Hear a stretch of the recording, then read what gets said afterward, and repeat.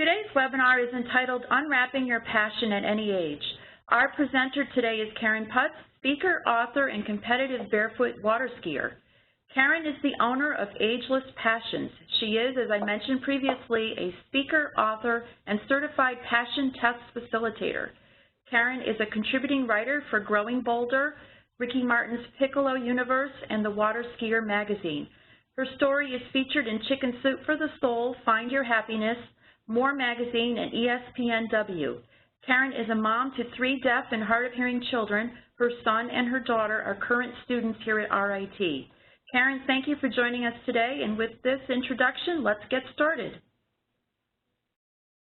Thank you so much, Cindy, and welcome everyone. It's a real pleasure to be here today, and I sure hope that all of you can hear me okay, because I really can't hear myself very well.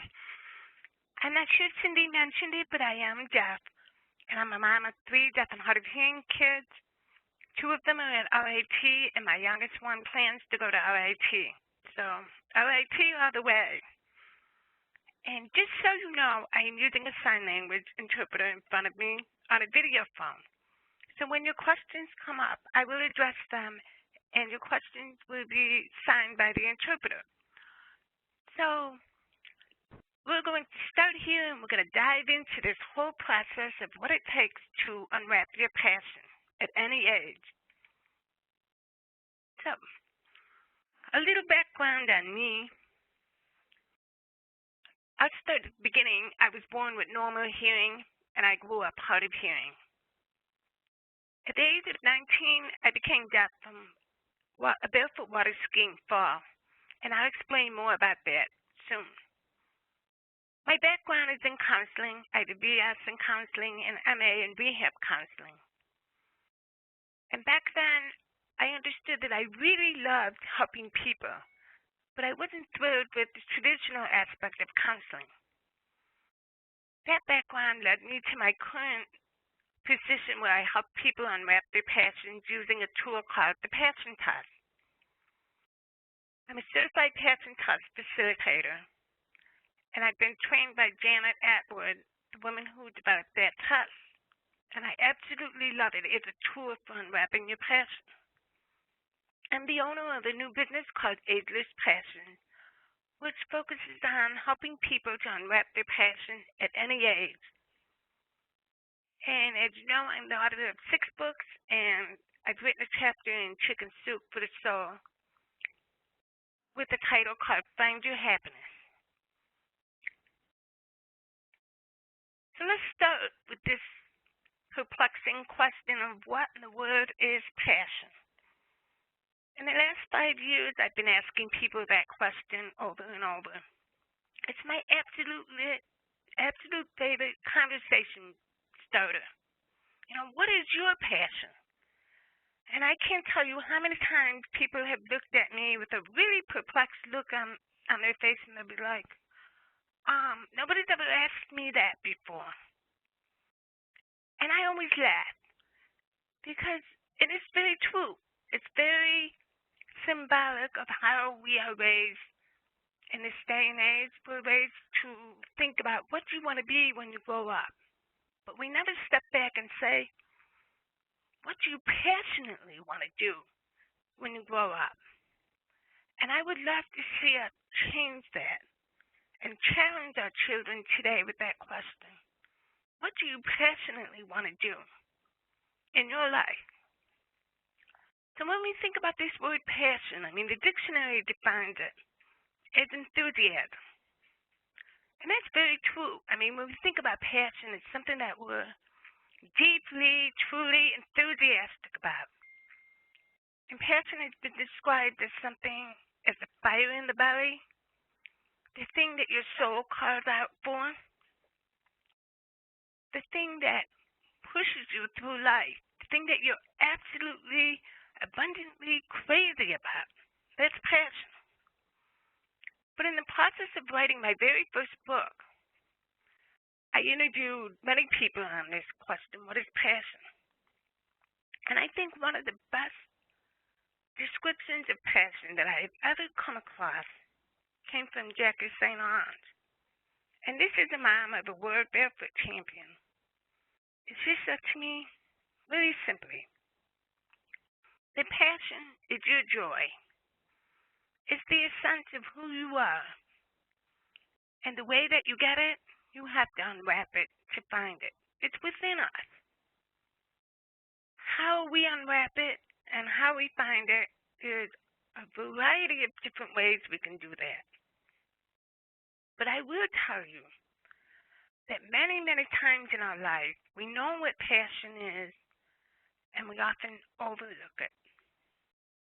And one of the biggest reasons we do that is because we are trained all of our entire life to follow a set of rules, to do what many other people do. And we often put aside our own wants, our own needs, our own desires, and our gifts, our talents, and our skills to do something that may not line up in that direction. So I'd like to challenge that today. Now, sorry I hear the dog here, so occasionally you may hear a bark. When we think about passion, surprisingly, the root meaning behind the word is to suffer. I discovered this from a book called Aspire, written by Kevin Hall. I absolutely recommend this book. There's one book that you read in 2015, and you haven't read it yet. I encourage you to pick up this book. Kevin outlines 11 words that we can live our lives by. And on one chapter, he covers the word passion. And if you think about it, when you are truly passionate about something, you will go above and beyond. You will do whatever it takes so that you can fulfill the passion within you. And when you have identified the passion in your life, you are willing to suffer for it. The way I came about this with a lesson myself when I unwrapped my passion at 44, I'm going to explain more about that very shortly. What I discovered when I dove into my passion again was that I was willing to do whatever it takes so that I could experience my passion over and over and over again. And that means getting up 4 in the morning to write a book, getting up on a very cold day to go out and barefoot water ski, driving 3-4 hours to attend a conference so that I could learn more. And that's what passion does. Passion drives you, even when you are willing to suffer for it. Now, since we're on the topic of suffering, let's talk about it a little bit in a different way. What happens when you have a lack of passion in your life?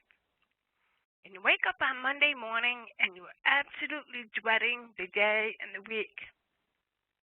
That's usually a sign that you need to change something in your life to invite passion back in. Very interesting, the opposite meaning of passion is apathy. Okay? And if you look at the graphic on your screen, it's a little humor there. If there is no passion within you, check your pulse.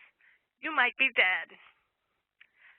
Now, I would say this very tongue-in-cheek, of course, but in reality, come Monday morning, there's a lot of us out there who are shuffling off to work with our hearts not really into it. And the problem with that is that we're doing a disservice not only to ourselves, but to our work. So if you're dreading Monday mornings, and if you have low energy thinking about, oh my gosh, I have all these things I need to get done, and you really don't have the energy to do them, or you get up on Monday morning and you feel like you're just caught in the same routine of mediocrity, that every week looks the same. And if you look back on 5 years, and the whole 5 years is like the same blur, that's definitely a time to reevaluate your life and inject some more passion into it.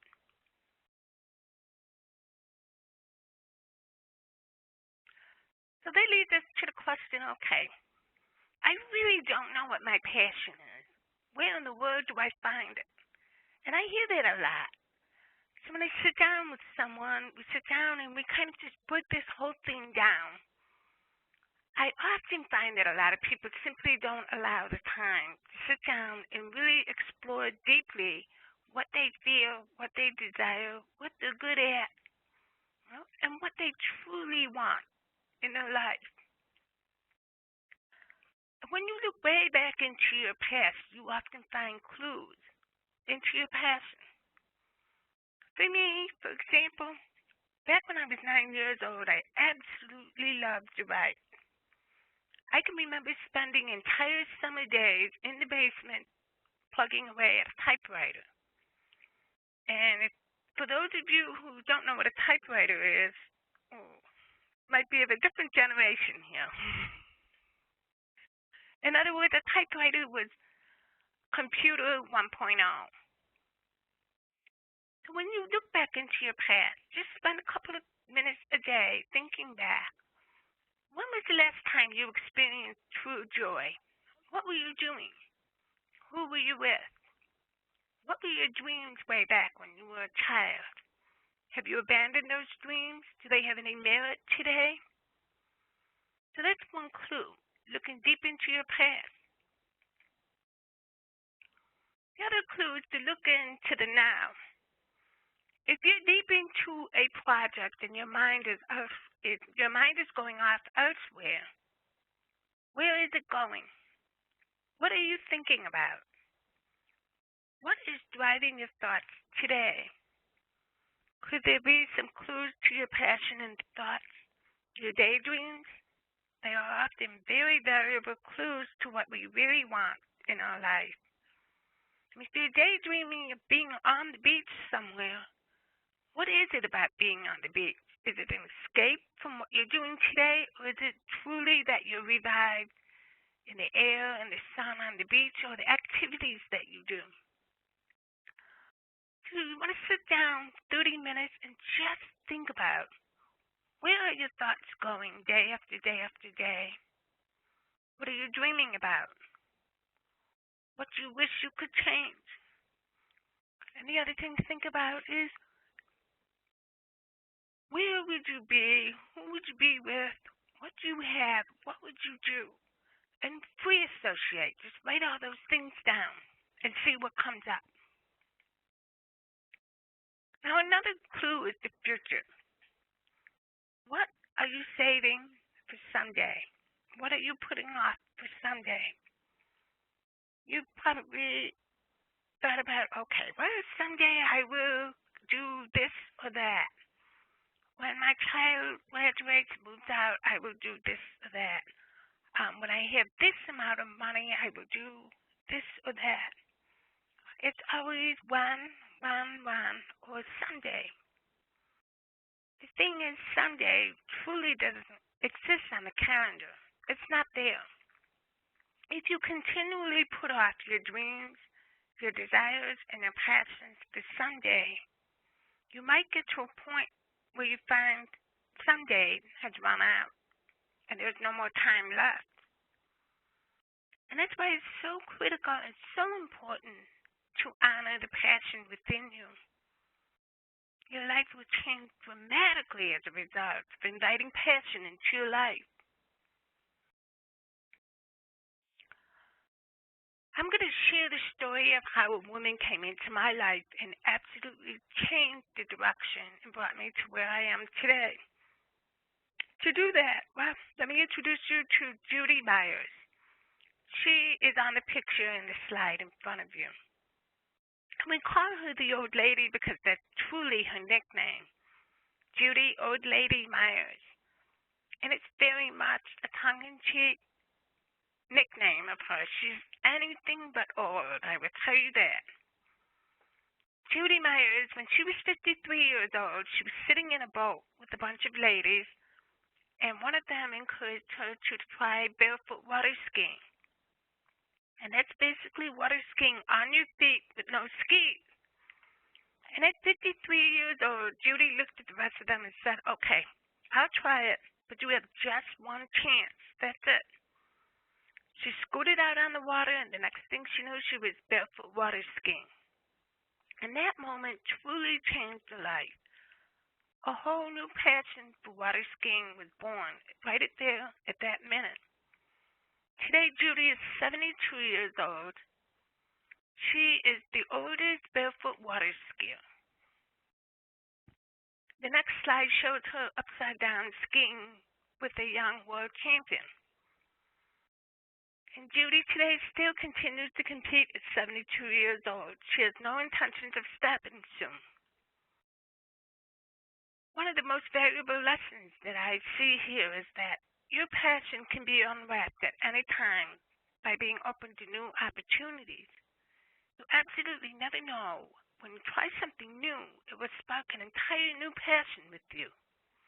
And that's a lesson that I like to share over and over again.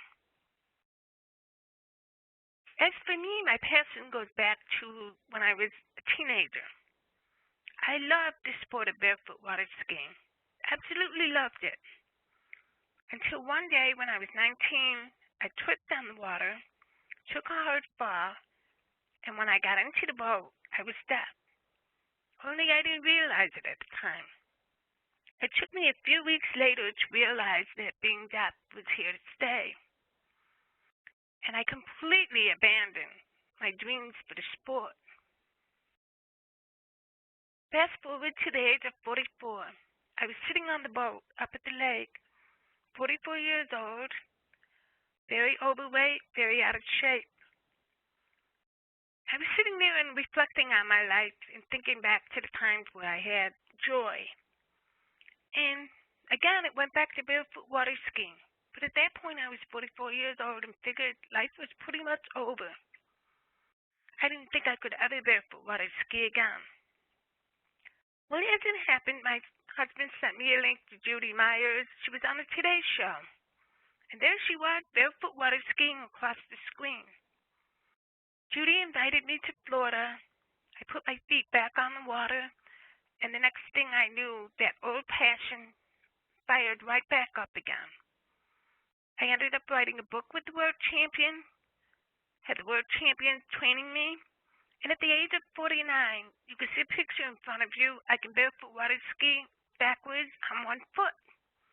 Not bad for a 49-year-old. So that leads me to a really important lesson that I have learned from an old lady. Design a passionate life from right where you are today.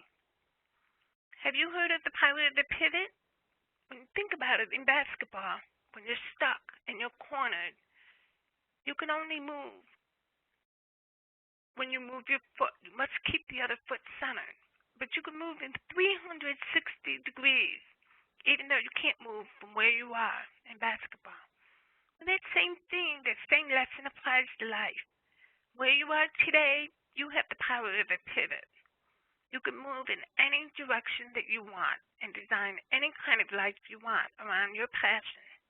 You just have to be willing to change direction.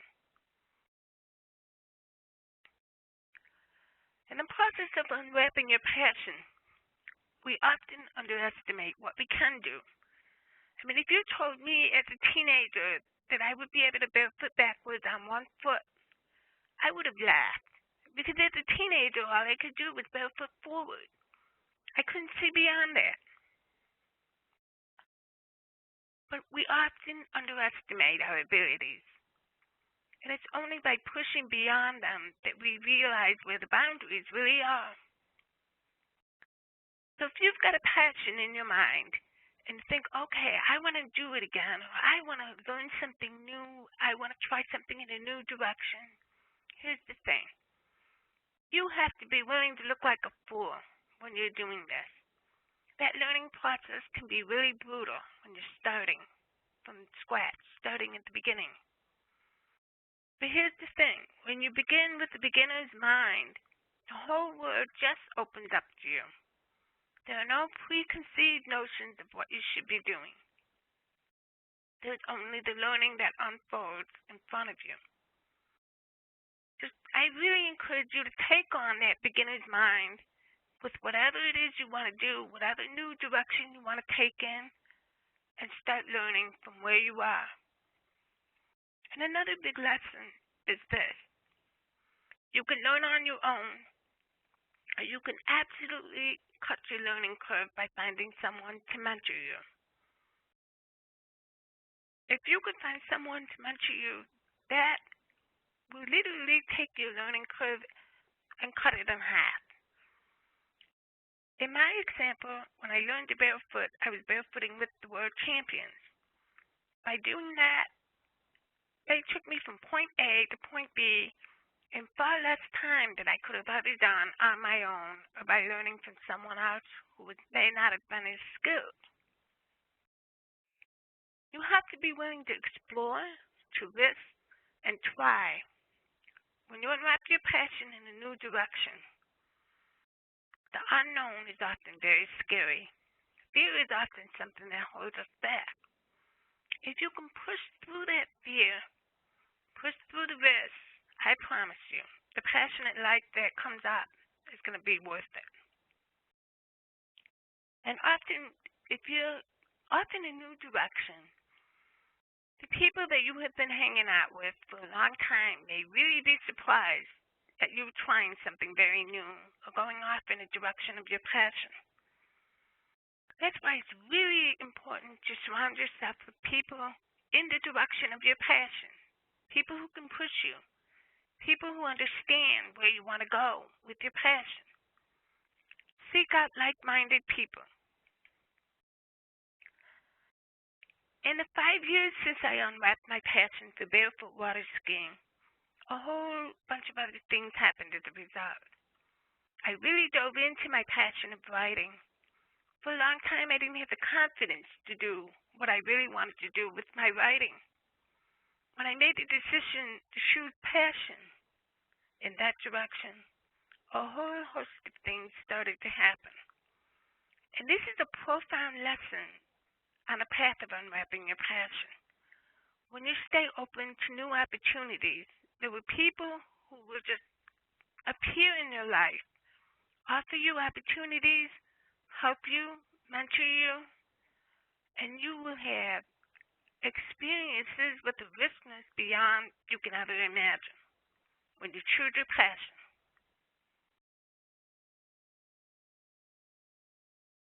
I'm going to talk about the 5 keys to a passionate life. These are just 5 of 7 that are part of the principles from the passion test. Janet Atwood, the author of the passion test, she has told me this over and over.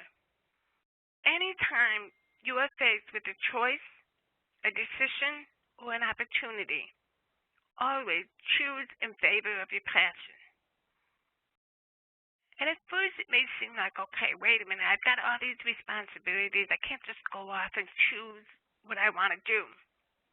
And you have to ask yourself, is that really true?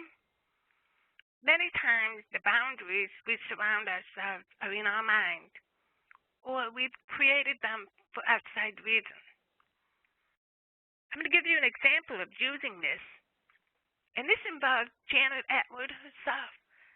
I had been working with a nonprofit organization doing a fundraiser, and the fundraiser was scheduled on the same night that Janet Atwood was coming to town. I truly wanted to meet this woman. I wanted her to mentor me. So I had to make a choice. Was I going to stick with my responsibilities, or was I going to follow my passion? And that's a tough, tough place to be in. But I knew that the fundraiser could do just fine without me, and I chose to meet with Janet that night. As a result of that opportunity, it led to many, many more opportunities from that. So that lesson is very true. Follow your passion. Now, to do that, the first principle is you obviously have to get very clear about what is it that you want. What is your passion? What is the thing that fires you up in life? And the way you can get clear about that is to sit down and spend some time and write. Figure out who you are with. What are you doing? What do you want life to look like when you passionately follow what you really want to do? So getting clear is the very first step, knowing what you want. The second principle to a passionate life is attention. Think about it. Daily life, things bombard us left and right. From the moment we wake up to the moment we sleep, we have responsibilities, we have things that have to get done, we have Facebook statuses to check, Twitter tweets to tweet out. But what we put our attention on, it expands, it magnifies in our life. So if we are going in the wrong direction and putting our attention in the wrong direction, we're going to magnify that. That's why it's very important to be clear on what you want. And then the second principle is to put attention in that direction of what we truly want.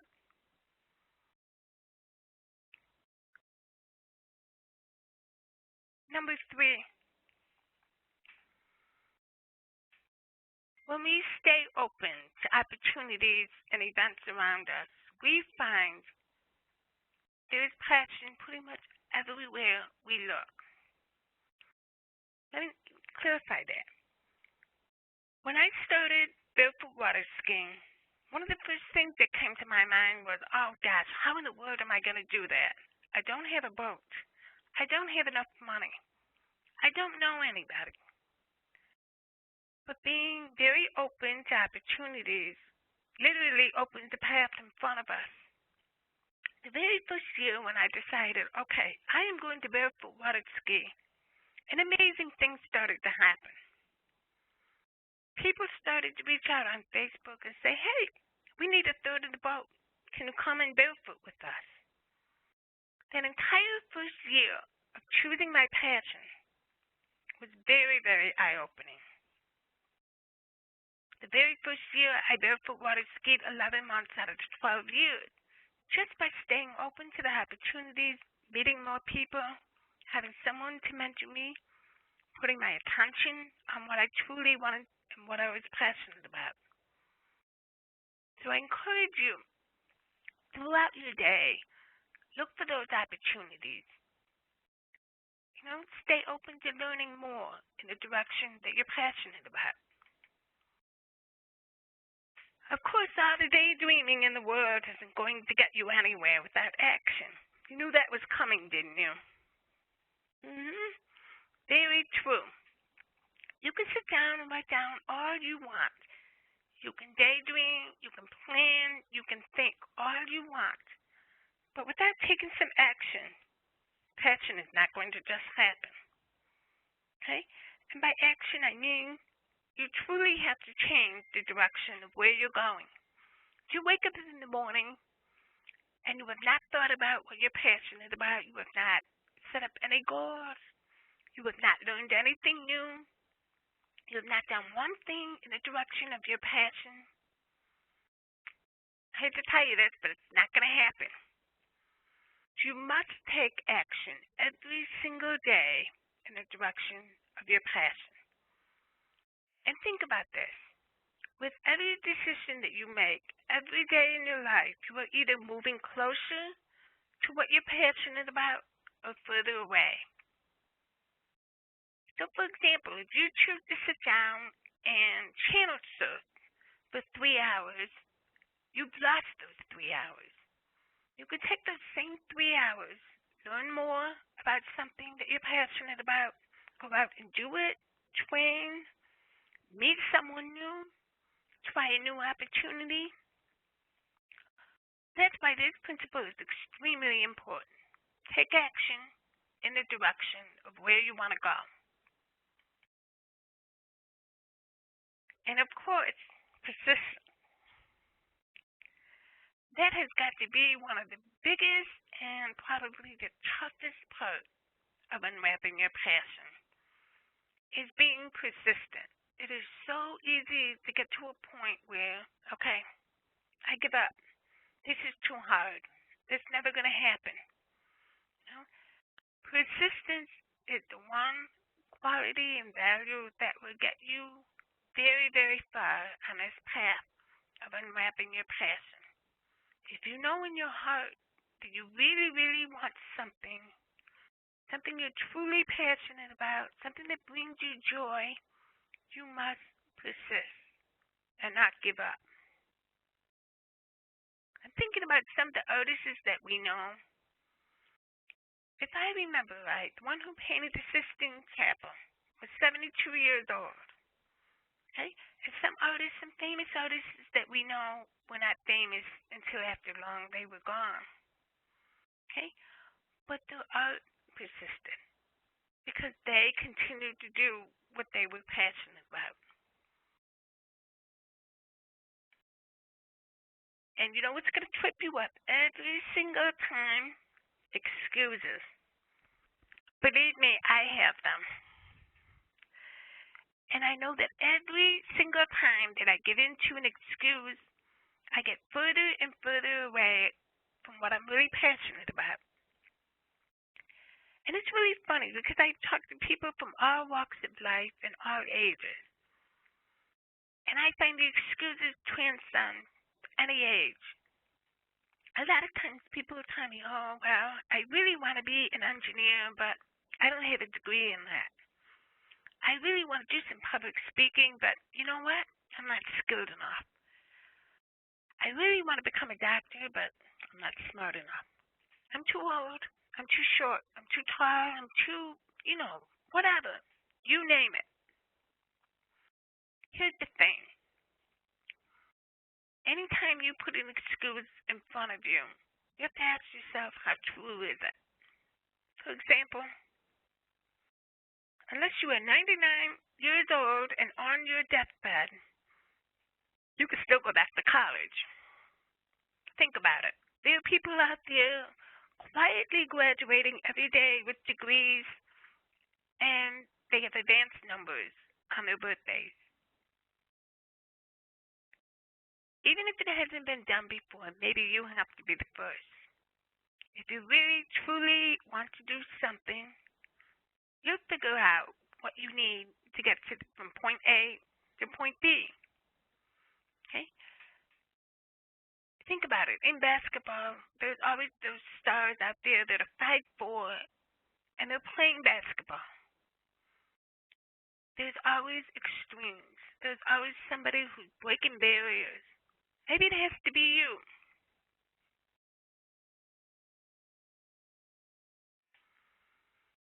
At any time and at any point in your life, you can reinvent yourself. Charles Handy, he was an Irish philosopher. And I found this quote in Jeff Goins' new book, which I'm going to talk about next. And he said, simply, if you groan about your job or you find it has become monotonous and boring, you need to ask yourself, what do you secretly want to do? Go do it. You're going to have a break point and reinvent yourself. Sensible people reinvent themselves every 10 years. Now, I don't know if you want to wait 10 years before reinventing yourself. I think that's pretty darn long time. I think if things are not going the way you want to in your life, you start reinventing yourself right this very minute. And seriously, the power of the pivot. Remember that. You can pivot in your life at any time. You can change the direction of where you're going at any time. It's up to you to start.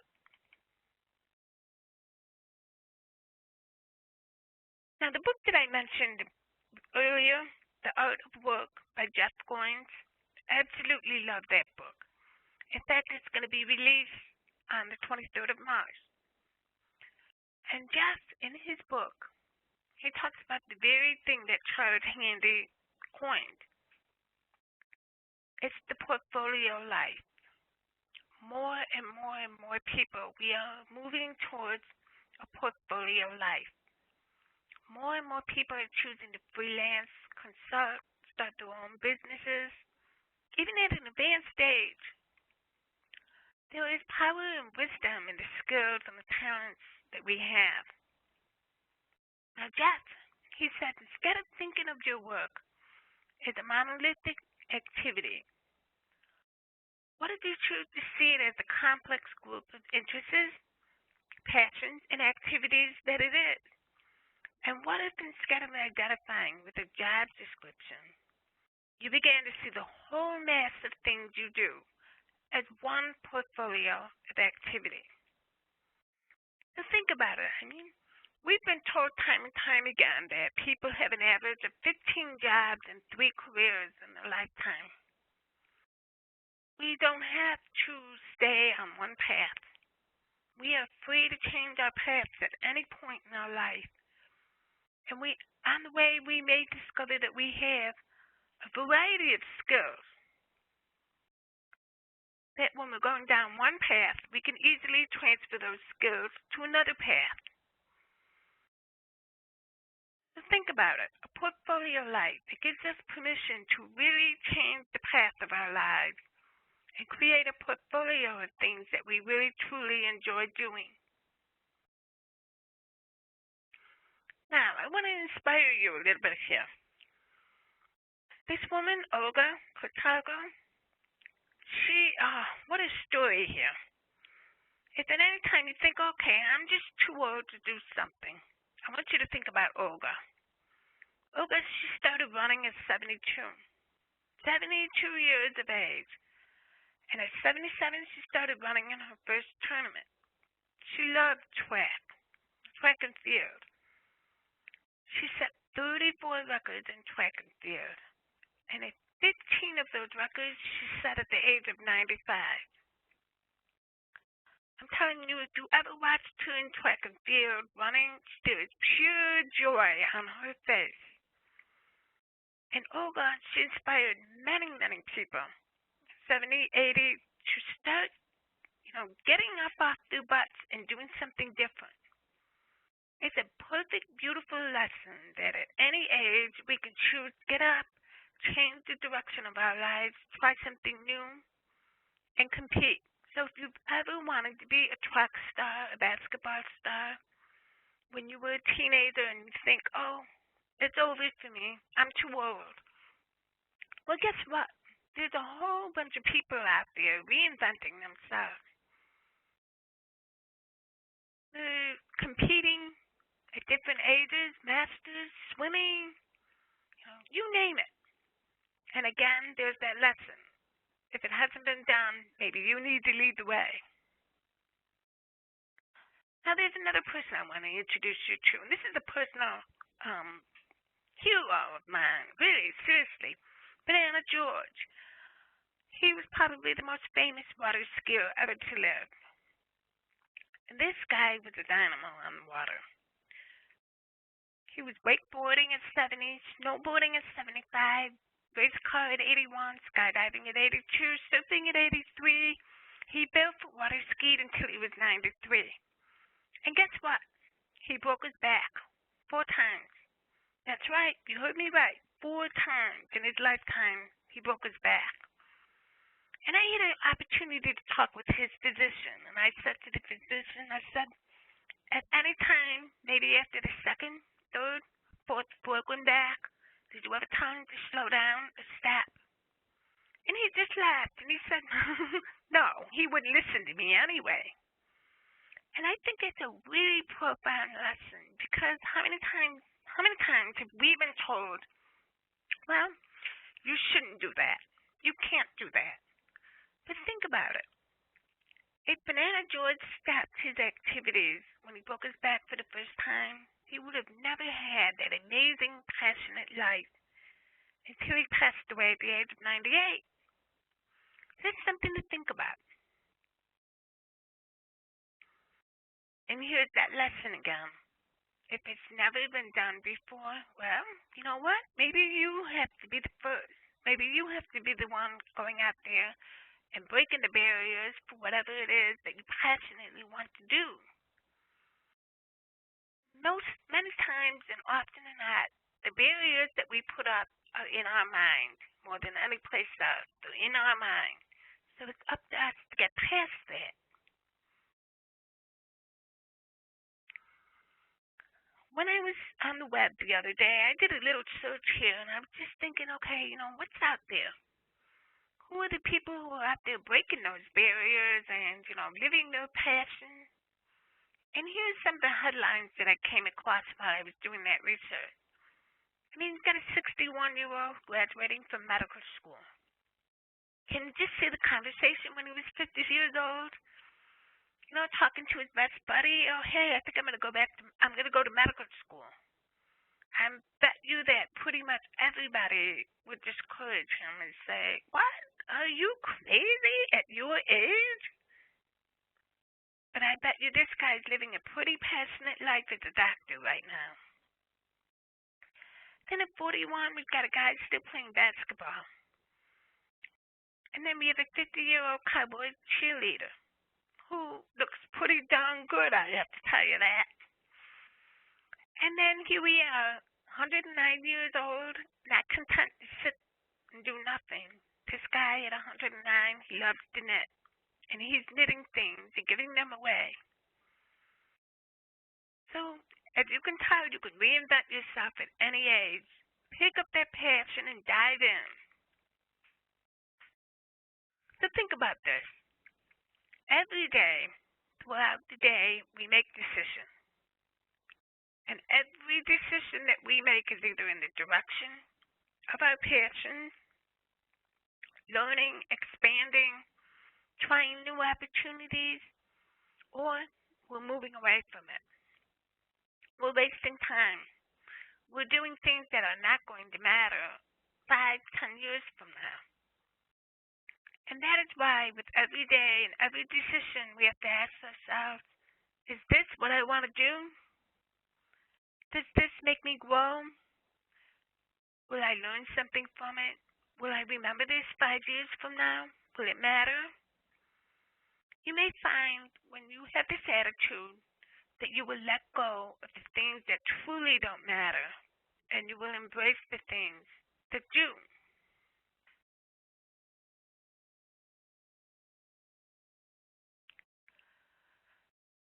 So to wrap up here, I want to share some of the resources that have really been significant for me in the last 5 years. I can tell you that 5 years ago, I would have never imagined the things that I've done in 5 years. And that's because of the books that I've read, the people that I've met. So I wanted to share those resources with you. The first thing I recommend, the passion test. That very simple test that I took 5 years ago, and I continue to take it every 3 months, every 6 months. That simple test has been the one that opened up my life and guided me every step of the way. Because I keep the 5 passions in front of me on a daily basis. The new book that I talked about, The Art of Work, is coming out very soon. I highly recommend it, pretty much for everyone. Jeff has a way of approaching the life journey with meaning, significance, and to really dig into what our calling is about. Another book is Finding Your Voice by Joel Bogus. A very quick read based on the same 3 principles that I've shared with you, looking back, looking now, and looking forward in the future. Joel also has a show called The Relaunch Show, a podcast. Every day he releases a new story of people who have chosen to reinvent themselves. And that podcast is also complete with a transcript. And the last book that I recommend, Aspire by Kevin Hall. That is an absolute must-read. If you want something to read this coming week, grab that book.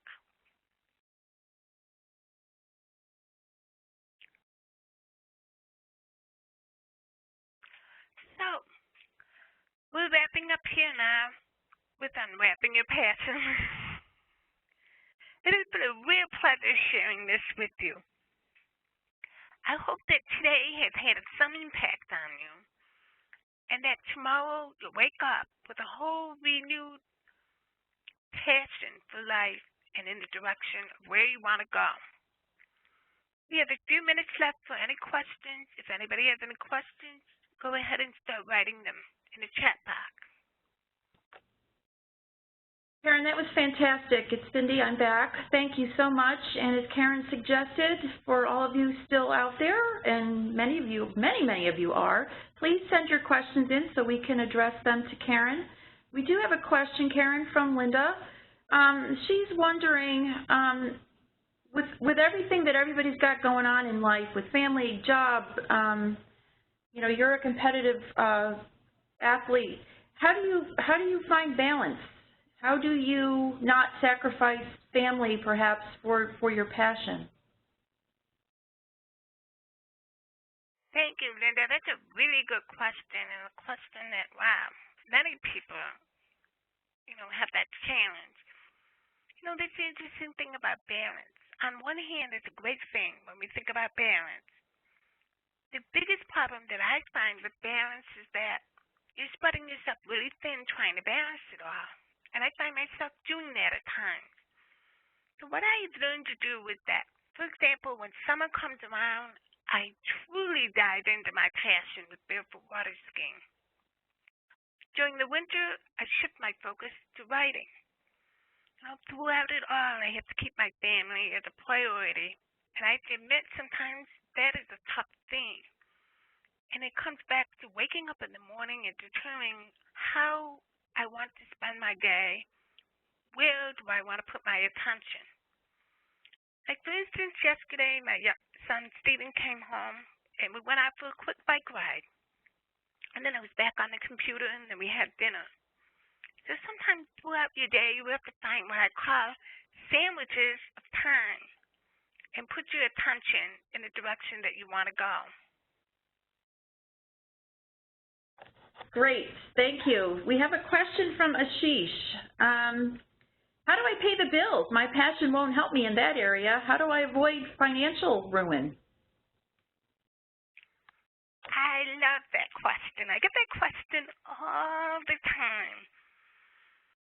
Here's the thing. Life is about choices, and it's also a season of time in your life. For example, barefoot water skiing is pretty darn expensive, and I asked that question 5 years ago. How in the world am I going to do that? Here's what I found out, and here's what I discovered. You can do things part-time. You don't necessarily have to quit your job and tour the world, unless, of course, that's truly what you want to do. You can do things in bite-sized pieces. You can dip your toes into your passion and see if that's the direction you want to go in. What happened to me, and I'll give you this as an example, I started to find ways that I could do what I really needed to do. For example, I got sponsors who defrayed the cost of tournaments the first year, the second, and the third. That was one way.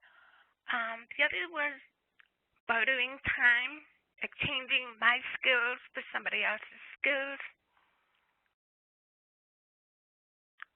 Actually finding ways to make extra money so that I could afford it.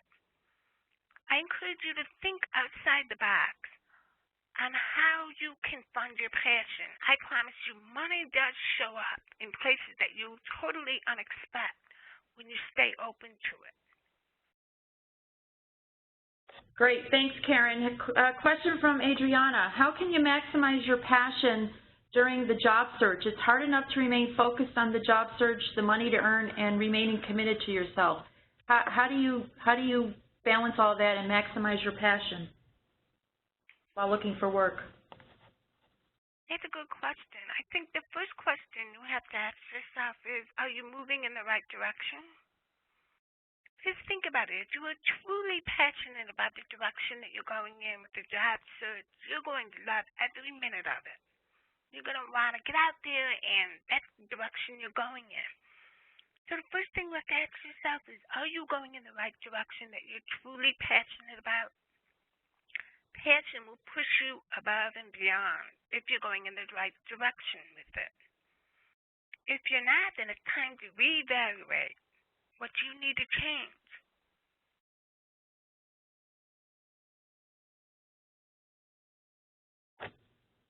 Question from Donald, Karen. Any recommendations on how fast we should approach new passions? or should we work them in gradually and close doors as we go along?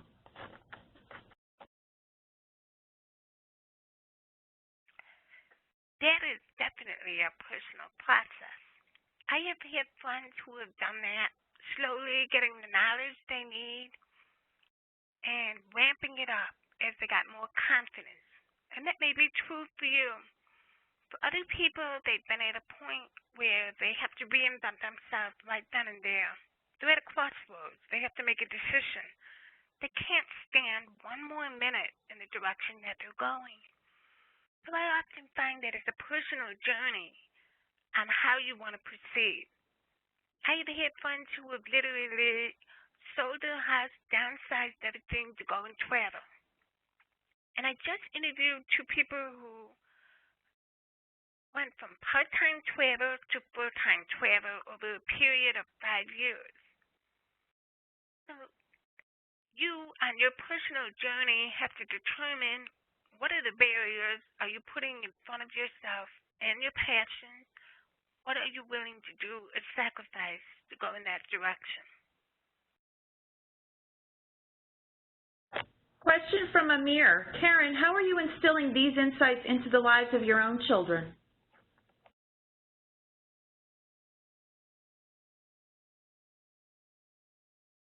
That's a good question. I will tell you this. My kids have a very, very different mom today than they did 5 years ago. And that's not good or bad. What I mean by that is that, yes, I took more time away from my kids doing my passion, but at the same time, I brought them with me to my first tournament in Texas. And we did that together as a family. And my son has been my driver. So there are ways that you can have your children be involved in your passion. You have to get creative about it. And it's really good to share your passions with your children. They learn from you. And in my case, what my kids got out of it, they got a very confident mom who wakes up with a smile on her face, who's happier, and who really loves life. So there are benefits to having passion in your life, and your kids, they reap those benefits as well.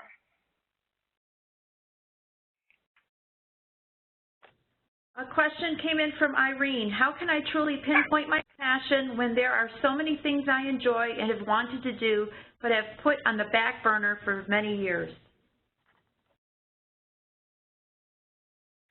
Well, that's a good question, Irene, one that I get very frequently. I use a test called the passion test, and what that does is it helps me prioritize. Like you, I feel like I have so many passions and I can't just do just one. So I use that tool to prioritize. What do I really want? What comes up number one for me? And in my case right now, it's writing another book. Where 6 months ago it was a different one. Take some time to sit down, write down on paper everything that you just told me, okay? I have so many passions. Write them down. Prioritize them. Which one comes to the top? If you, let's just hypothetically say you have 2 years left of your life left, which one of those passions is going to come up on the top as the most important to you? I don't know if it's the same Irene or another Irene, but an Irene wants to know, what are some ways to help my teenager unlock his passion as he prepares for college and decides on a future career? I kind of want to know that too for my own kids. Ooh, that is such a good one because I'm in the process of doing that now with my youngest one. And I'm getting answers like, well, I don't know, Mom. I don't know if that's a typical teen thing or what. It is a challenge. Think about this. What do you know about your child's strengths? What are some of your child's talents, their gifts? And the other thing that I have found clues in is I started asking my son's friends what they see in him. And that's been interesting too. That's been a clue itself. And of course I use the passion test. I go back to that. But all 3 of my kids have taken it at one time or another. and that is giving us some clues as to what they want. As for my youngest son, I think that he would be perfectly happy parked in front of the computer playing League of Legends for the rest of his life.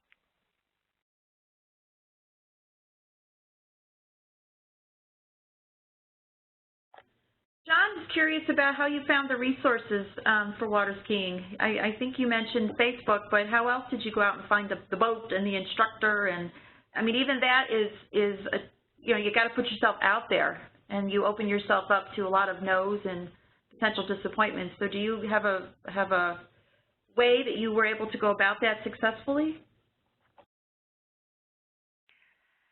That's a very, very good question. I will tell you in the beginning, I was really, really fortunate because I got my instruction from, world champions.